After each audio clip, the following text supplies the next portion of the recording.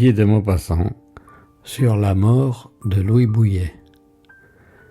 Il est mort, lui, mon maître. Il est mort, et pourquoi? Lui si bon, lui si grand, si bienveillant pour moi.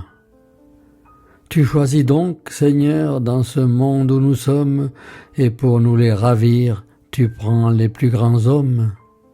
C'est ainsi que l'on meurt, infirmes que nous sommes, et c'est en vain, Seigneur, que ceux qui restent pleurent. Que se fait-il au ciel quand partent de tels hommes? Ô ces gens-là, grand Dieu, pourquoi veux-tu qu'ils meurent? As-tu donc besoin d'eux dans ta gloire infinie? Il est mort, est-ce vrai? Qu'est-ce donc que ces morts? Il ne reste plus rien, mais rien qu'un pauvre corps, rien de lui. Même pas ce bienveillant sourire qui nous attirait tant et semblait toujours dire « Mon ami, je vous aime ».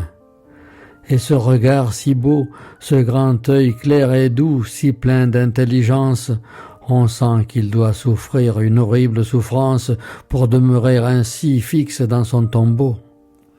Mais non, c'est encore là l'insondable mystère, puisque le grain de blé renaît et sort de terre, puisque rien ne périt dans la création, puisque tout est progrès et transformation, il n'a fait que laisser sa dépouille mortelle. Mais son âme, mon Dieu, maintenant que fait-elle?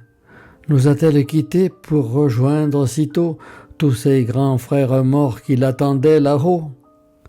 Dans quel monde inconnu va-t-elle errer, cette âme de poète au grand œil caressant qui nous lançait parfois un éclair si puissant qu'il nous éblouissait ainsi qu'un jet de flamme?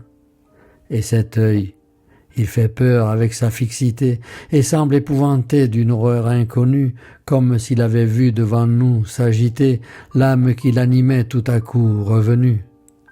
Ah, si vous l'aviez vu sous ses poiriers en fleurs, quand son bras sur mon bras, jasant en vieux rimeur, il ouvrait sa belle âme aux longues causeries, qui me laissaient après de longues rêveries, car il était si franc, si simple et naturel.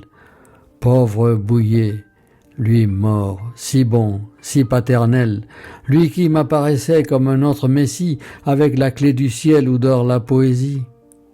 Et puis le voilà mort et parti pour jamais vers ce monde éternel où le génie aspire.